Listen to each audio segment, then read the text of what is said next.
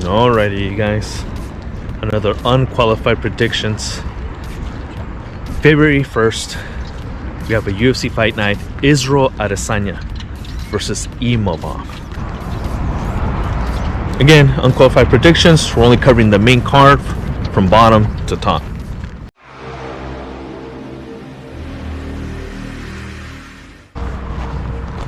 Alrighty, let's get started. For our first bout, we have a featherweight fight between Naimov and Ofli. Right off the bat, this is going to be a fun one for as long as it lasts. It won't last long because both men are extremely explosive, extremely fast, and they both push forward. Both men are coming off a loss, but what I will say is this, that Naimov seems like a way better, more polished MMA fighter, while Ofli, in his first fight and only fight in the UFC, even though he kept pushing forward, I mean, he was getting outstruck. The guy was able to kind of toy with him until he eventually got a devastating knockout over Ofli. I've been able to see Naimov more under control, more disciplined, and I've been able to see him exchange and do very well in the exchanges, and I've also seen him in the ground scramble, and he's actually pretty decent. He's an actually decent featherweight that I can actually see staying in the UFC for a while. With that being said, I think Naimov has way too much tools, pushes the pressure just like Ofli, but he's gonna get it done. There's gonna be a submission first or second round.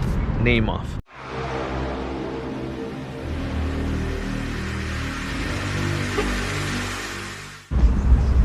Alright, second bout of the evening. We have a middleweight clash between Aliskerov versus Muniz.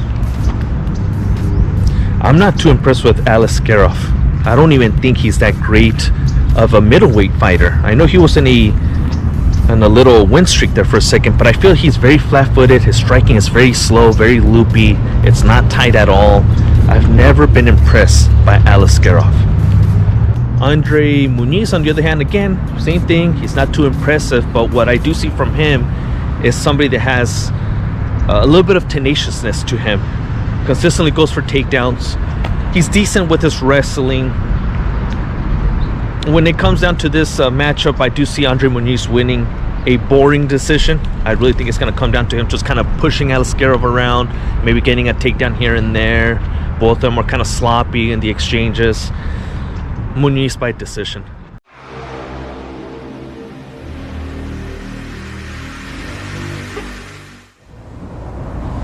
Alright, for our third fight of the evening, we go down to the bantamweights, a fight between Nurmagovedov versus Vinicius Oliveira.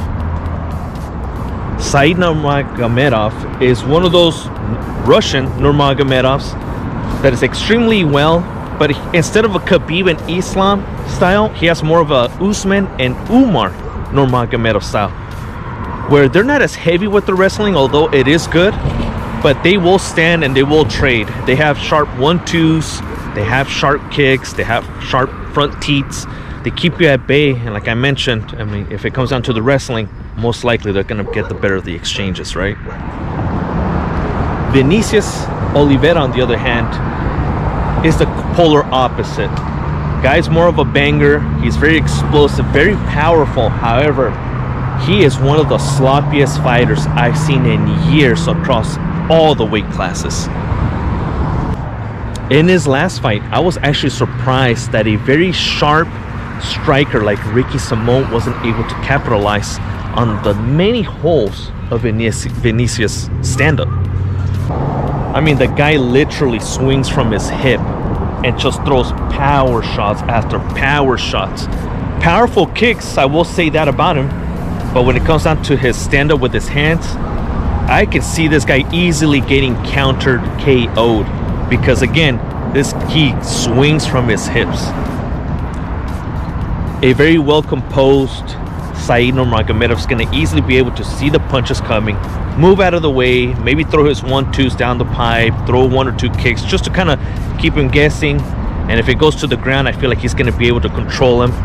I see an easy fight here for Nurmagomedov by decision.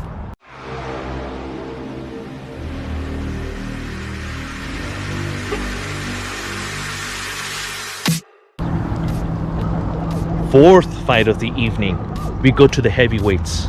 A fight between Sergey Pavlovich versus Nurmagovedov Rozenstruik.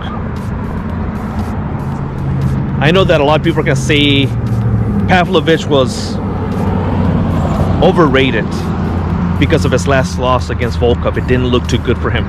But in my eyes, I saw somebody that's still hungry, who walked forward, was throwing clean shots for a heavyweight. Powerful shots, fast shots. It's just Volkov's style was too much for him to figure out. The distance, the timing, the height, right? Which are all things he's not going to have to worry about against a short, pudgy heavyweight in Rozenstruik. I remember when Rozenstruik first came into the UFC, he had a lot of hype as the next KO machine. And to his credit, he's delivered some KO and TKO victories. However, I just don't see him as this devastating striker. I feel like he depends a lot on his jab and inside kick, which are very, very clean. But other than that, when the punches, when he actually trades and exchanges punches, he leaves himself open. He's been the victim of brutal KO losses. And they're putting him up against Pavlovich. Like I mentioned, to me, still looking sharp despite his loss against Volkov. Sergey is more of a power puncher, right? 1, 2, 3s. While Rozenstruik, I feel, is like a combination striker. He has to feel comfortable. He has to get comfortable before he lets his hands go. And when he lets his hands go, it's more than 3 punch combinations and kicks. And it's beautiful. Sometimes it's beautiful to see Rozenstruik finally let go. But I just feel Pavlovich is going to get the best of him. I see a knockout round 1 or 2 Pavlovich winner.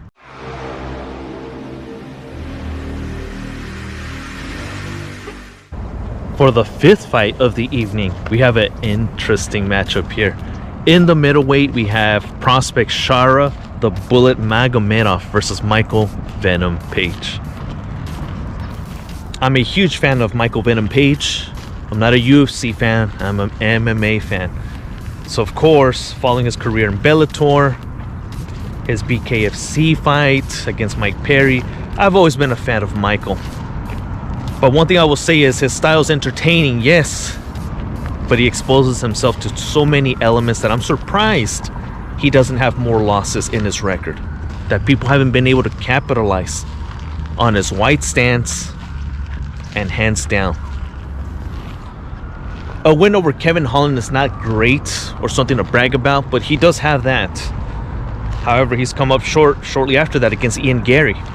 He's bumping up to middleweight against Shara the Bullet, who is a dynamic, exciting, explosive, powerful striker. Shara Magomedov also throws a lot of kicks. That should be the kryptonite to someone like Michael Venom Page, right? A white stance. Although he's risking getting clocked by Michael's cross, I think Shara's going to eat him up with kicks. Keep him guessing with, going upstairs, going to the legs. I think Shara Bullet is the better kickboxer. And just his range of tools and weapons that he's been able to, show us in his fights is way more than Michael Venom Page's crosses, sometimes kicks, right? Michael Venom Page only really has one weapon, and that's his lightning quick cross.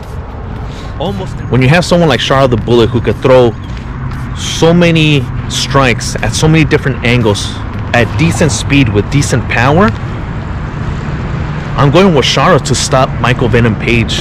I feel that Michael Venom Page, again, fun fighter, but his style is starting to become very predictable. And when you think about it, he only really has one tool, and that's his cross, which he never really sets up with jabs or proper kicks. He just kind of times you very, very well and launches that sucker, right?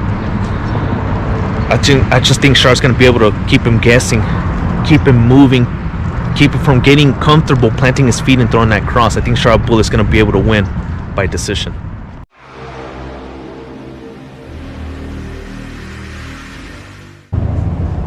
And for our main event for the evening, we go to the middleweights. We stay at middleweight, and we have a fight between the legend Israel Adesanya versus up-and-comer Nurmagovedov Imavov. I'm going to talk about Israel Adesanya first, because in his last fight against DDP, to me, that did not look like Israel Adesanya at all. It was actually horrifying to see him so slow, so tentative, and just unwilling to react. I did notice that he had significant muscle gain that could have contributed to him not being as fast and explosive as he usually is. However, I just don't see him motivated even for that title fight against DDP. I think it's more of I just think Israel's done mentally. I think he's checked out. Even on several takedowns from DDP were takedowns that he should have never had. I remember there's one where DDP kind of bull rushes him, almost ankle picks him after sloppily getting in there. But he misses, and Israel spins, and he still falls and remains in all fours, allowing DDP that second to just kind of jump on him. Perhaps a telltale sign of him just trying to fight out his contract. Unmotivated. His last couple of performances have really shown that Imavov is getting up there for title contendership. The beauty of this fight is that it's going to be a stand-up fight. Imavov never really goes for takedowns. The only real wrestling I saw a lot out of his career so far is against Brandon Allen, but that's because Brandon Allen was heavily pushing for takedowns.